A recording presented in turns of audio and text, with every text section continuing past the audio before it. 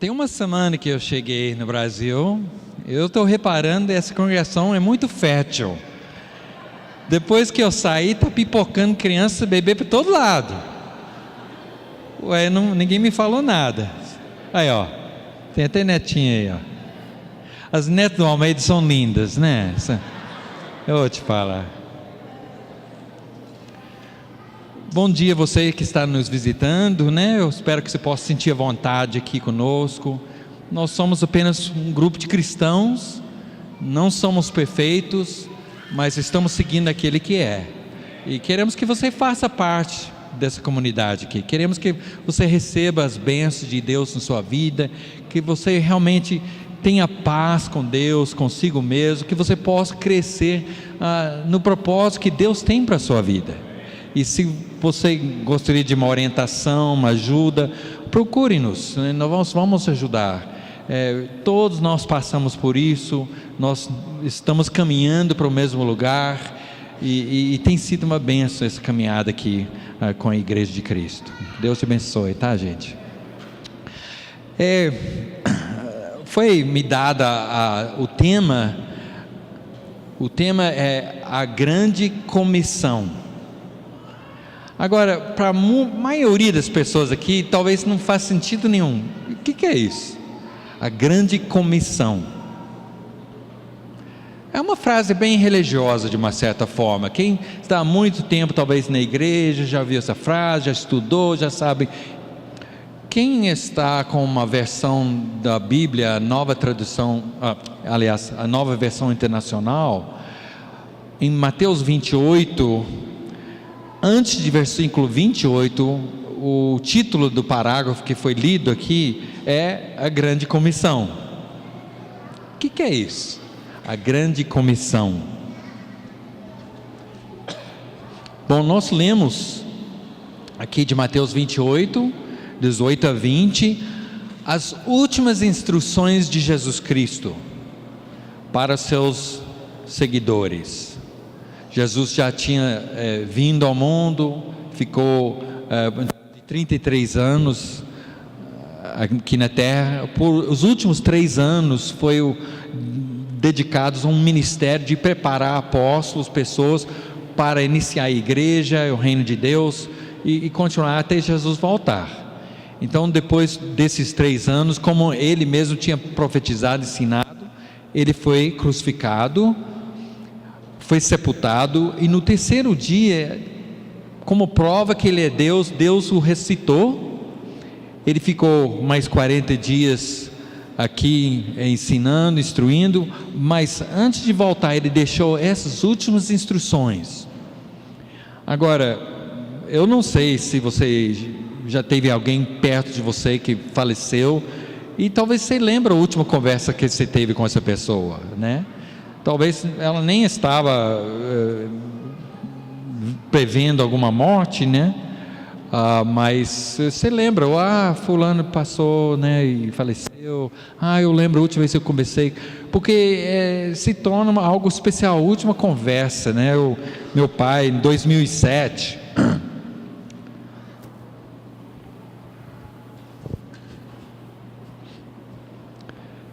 tinha sofrido uma cirurgia e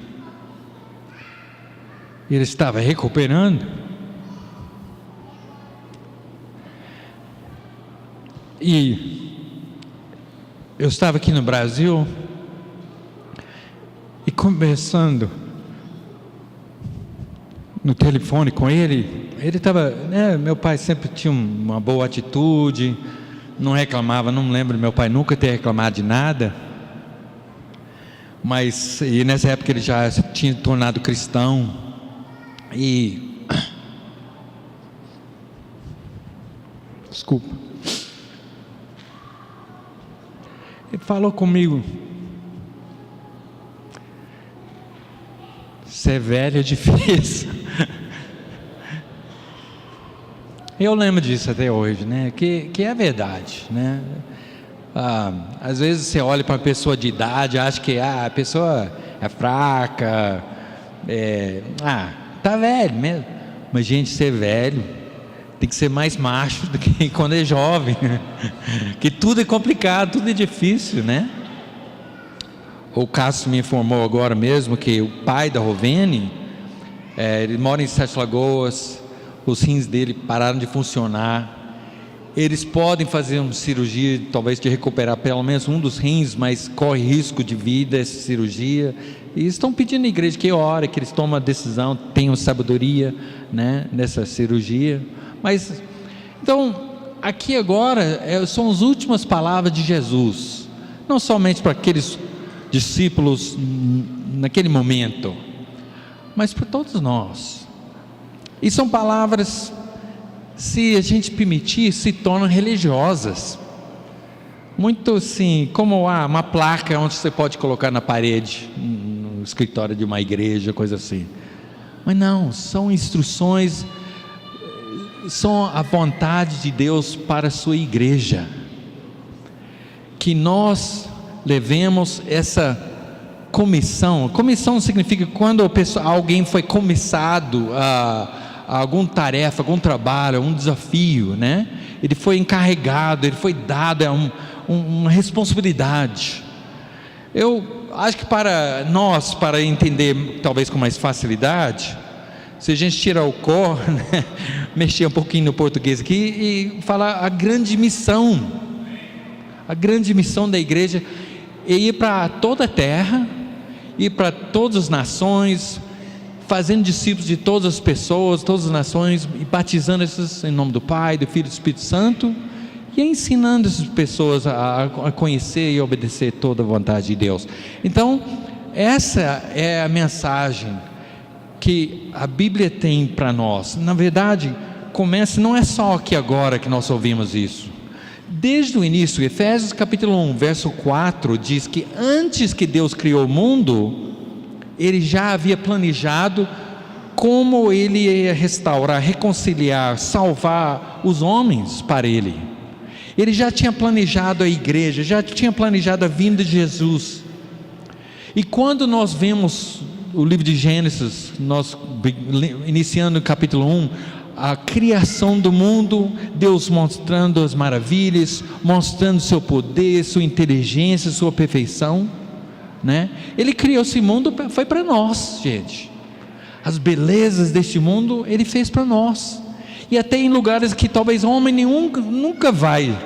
Talvez lá no fundo do mar tem uns peixes, tem umas coisas, as plantas, tem as coisas maravilhosas, né? E talvez numa parte do Brasil que dificilmente alguém passar, mas está lá, algo lindo para nós, né? Ele fez isso. Em 1 Timóteo capítulo 6, a Bíblia diz que Ele até nos dá coisas em grande quantidade para o nosso prazer. Quer dizer, as riquezas que nós temos, todos, você pode ser a pessoa mais pobre da congregação, mas se você é uma pessoa rica, porque você vai para outras terras, outros países, o povo assim, não tem nada às vezes, né? Nós temos muito, graças a Deus, o Brasil é muito farto, comida aqui, eu não troco a comida aqui para lugar nenhum, né? Infelizmente eu tenho que voltar para quarta-feira, mas já engordei um pouquinho aqui, estou tentando não engordar muito, né? Mas, então, desde o início, Gênesis capítulo 12, Deus escolhe Abraão e fala: olha, eu vou fazer de você, Abraão, uma grande nação, eu vou dar muitos descendentes, eu vou fazer de você uma grande nação, e eu vou dar para vocês também uma terra para onde vocês podem morar, e o mais importante, dessa nação vai vir um homem, Jesus, com a finalidade de abençoar todas as nações, todos os povos. Mas para cumprir esse plano de Deus, nós precisamos aceitar essa missão que Deus nos deu, a grande missão de Jesus, de sair, procurar ajudar pessoas a conhecerem a Deus, serem perdoados dos seus pecados, receber o Espírito Santo e fazer parte desse grande exército, essa grande família, essa grande comunidade de Deus.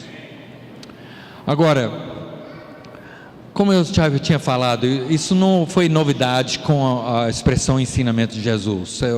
Deus quer que nós aceitemos esta responsabilidade. E o difícil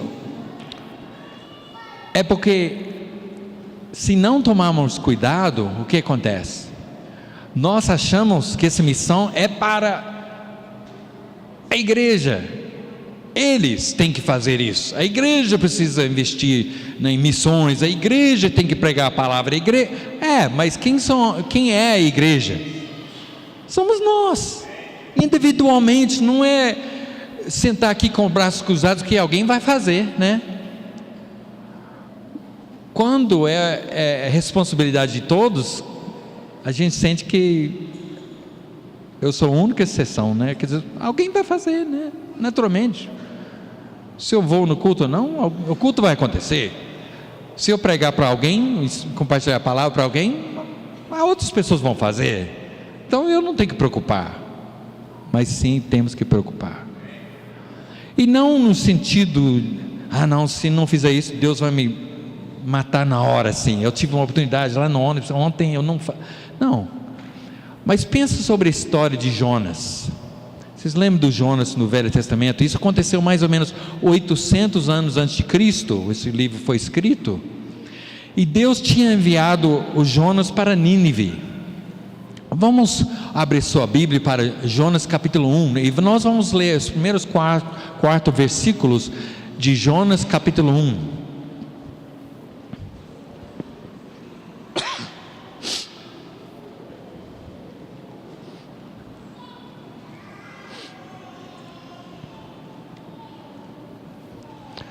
Jonas capítulo 1, os primeiros 3 versículos.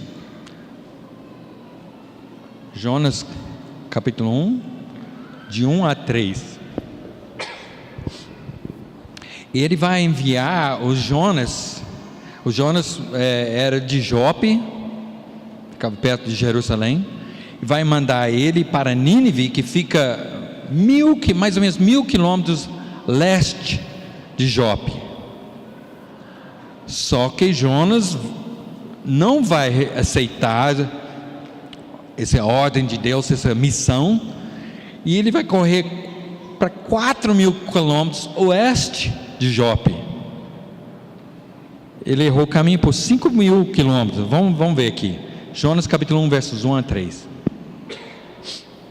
Certo dia, o Senhor Deus disse a Jonas, filho de Amitai: apronte-se, vá à grande cidade de Nínive e grite contra ela, porque a maldade daquela gente chegou aos meus ouvidos.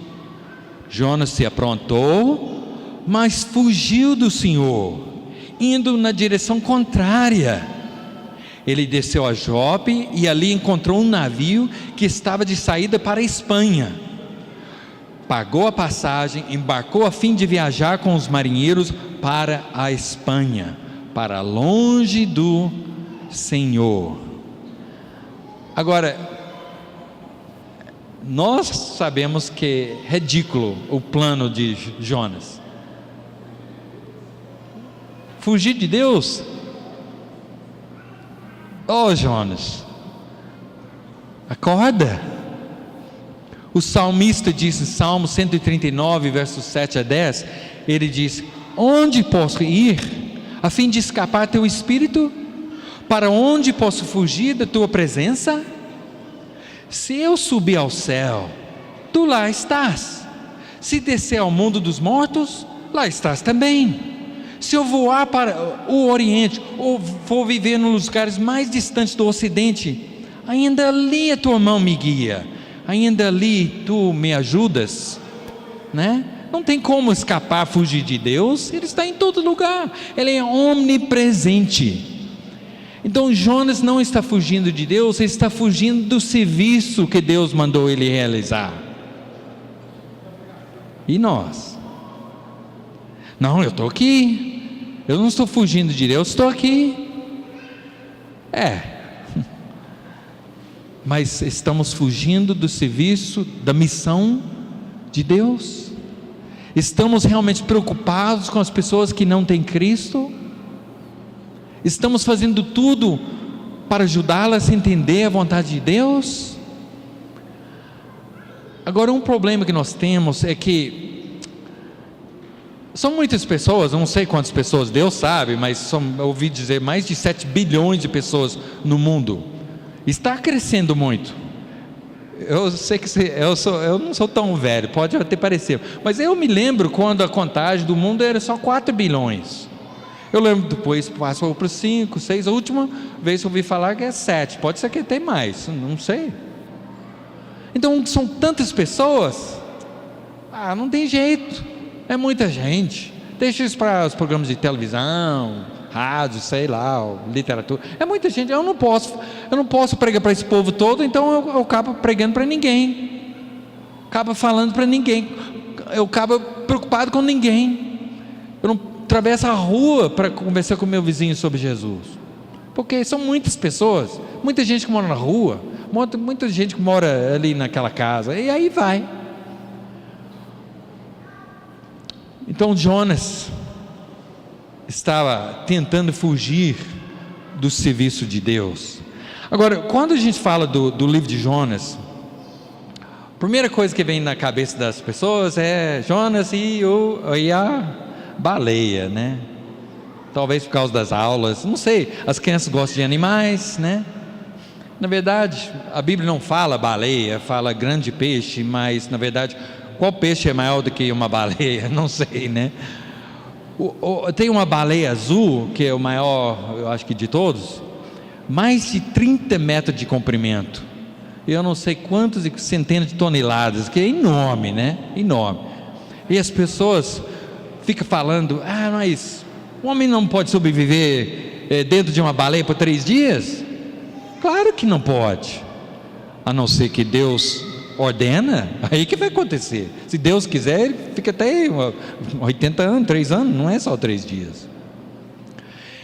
Eu não sei porque essa história do Jonas talvez seja um dos livros mais atacados pelos incrédulos, porque justamente é isso, as pessoas querem afirmar que o homem não pode viver dentro de uma baleia por 3 dias, e eu acredito que não pode, eu acredito. Mas se Deus determinar, vai sobreviver. O problema, as pessoas ficam, quando fala sobre os milagres na Bíblia, fica discutindo se isso é possível, ou na verdade não foi bem assim, o que aconteceu foi, né, eles querem desfazerem, né, como quando Jesus alimentou 5.000 pessoas, Jesus não alimentou 5.000 pessoas, não. O que aconteceu? Aquele menino com 5 pães e 2 peixes, quando tirou dele, os outros tiveram coragem de tirar os lanchinhos que eles tinham escondido, e de repente tinha o suficiente para todo mundo. Aí que foi, não existe esse negócio de milagres, não existe. Sabe o que é? Você tem que começar no primeiro versículo da Bíblia, Gênesis capítulo 1, verso 1. Se você acreditar nesse único versículo da Bíblia, tudo é possível.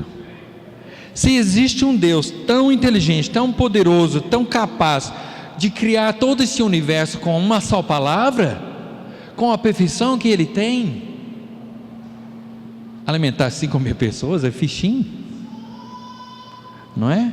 Ressuscitar alguém que estava morto há 3 dias, como Jesus, no 3º dia, né? Esses incrédulos, esses críticos, Jesus não ressuscitou não, mas o importante é que ressuscite no seu coração. Que é isso, gente? Deus criou o mundo, eu acredito, os irmãos acreditam? Deus criou tudo? Gênesis capítulo 1, não precisa discutir mais nada, e não tem outra explicação. Eu acompanho esses homens, tem muito nome no mundo filosófico, pessoas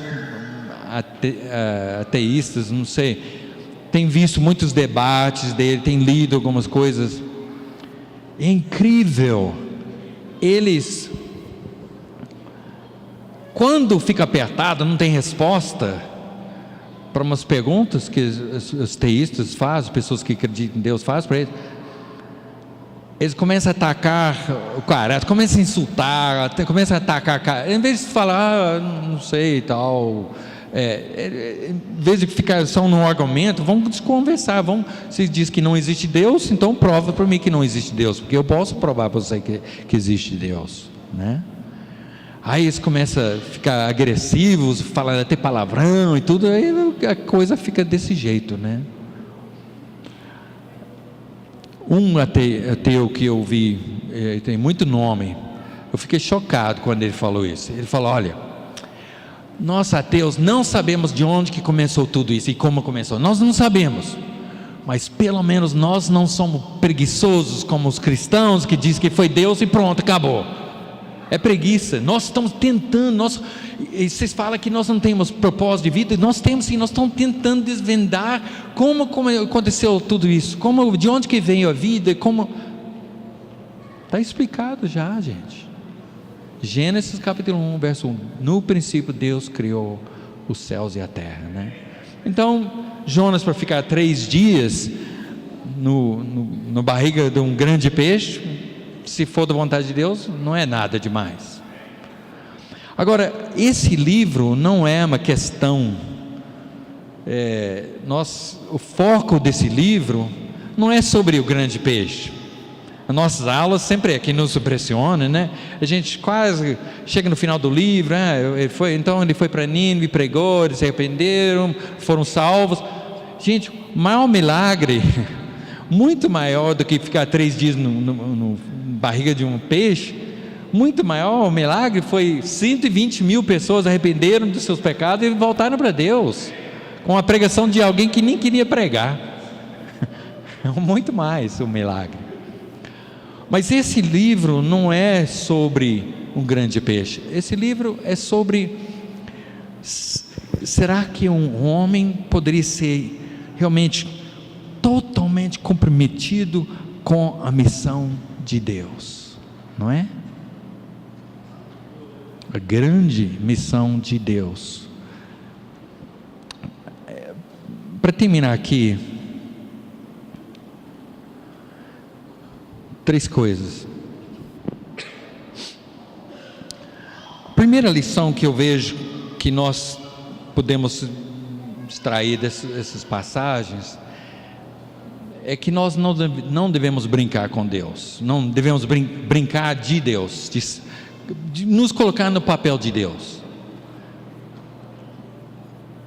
porque a gente faz isso. Não vou falar para aquela pessoa, porque olha o estilo de vida dela, ela não vai querer ouvir, eu tenho certeza, ela vai estar fechada, não, deixa Deus decidir isso. Pregue a palavra, espalhe semente, semeie a palavra, não é? Inclusive em João capítulo 4, a Bíblia ensina que às vezes a conversão vem por meio de etapas, não é uma conversa só e resolveu. Jesus falou para os seus discípulos que ele estava colhendo frutos do trabalho árduo de outras pessoas, né? Então você dando o exemplo de Cristo, falando da palavra, talvez naquela hora não vai ter nenhum fruto visual naquela hora, mas a semente está plantada, e vai passar outra pessoa e vai passar uma água e aumentar e tudo, e com o tempo, no tempo certo, aquela pessoa vai ser esclarecida, vai abrir o coração e a mente, né? Então não podemos brincar de Deus e querer achar que nós sabemos quem é que vai converter ou não. A segunda coisa é que examine a sua vida. Examine a sua vida. Em quais áreas da sua vida estão sendo um Nínive para você?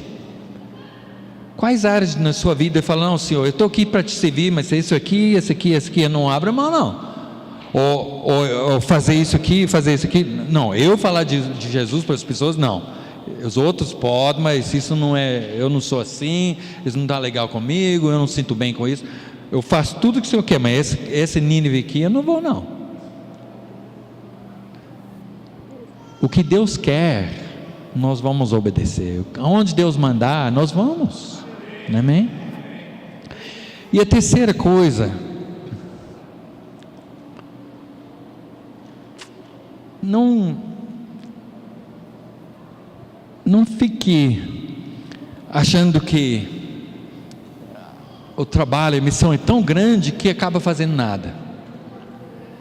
Ore a Deus: olha, Senhor, me dê uma sabedoria, abra uma porta de oportunidade, né? Colossenses capítulo 4, versos 2 a 4, Paulo pediu para os irmãos: olha, ora por mim que Deus abra uma porta de oportunidade para eu poder falar a palavra, e que eu fale de uma forma que a pessoa vai entender, vai poder receber, né?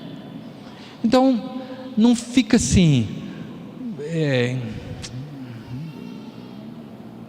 as palavras estão complicadas, mas não fica achando que a tarefa é tão grande que acaba fazendo nada. Não, ora a Deus, pede que o Senhor manda para mim hoje a pessoa que mais está aberta, que mais precisa da sua ajuda, ou me dê sabedoria, que eu pregue a palavra e escolha uma pessoa, né? Ou umas pessoas, uma família, e se dedique a essa pessoa para ver se você consegue ajudá-las realmente a entrar em relacionamento de salvação. Bom, essa é a mensagem da grande convenção de Jesus, e nós queremos convidar você que ainda não é cristão, ou você que é cristão, mas está precisando de oração, está precisando de orientação, para vir aqui na frente agora, enquanto nós ficamos de pé para cantar.